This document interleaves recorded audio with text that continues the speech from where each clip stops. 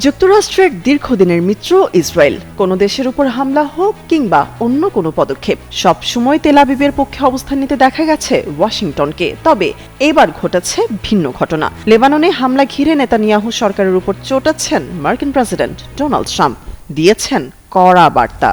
নিজের সামাজিক যোগাযোগ মাধ্যম ট্রুথ সোশ্যালে এক পোস্টে ট্রাম্প লেখেন, ইসরায়েল আর লেবাননে বোমা হামলা চালাবে না, যুক্তরাষ্ট্র তাদের নিষেধ করেছে, যথেষ্ট হয়েছে। এমন মন্তব্যে নতুন করে আলোচনার সৃষ্টি হয়েছে। তবে ট্রাম্প স্পষ্ট করে জানান, ইরানের সঙ্গে যুক্তরাষ্ট্রের মন্তব্য কোনো চুক্তির সঙ্গে লেবাননের পরিস্থিতির সরাসরি কোনো সম্পর্ক নেই। তিনি বলেন, এই সিদ্ধান্ত মূলত আঞ্চলিক উত্তেজনা নিয়ন্ত্রণে রাখার অংশ হিসেবে দেখা হয়েছে।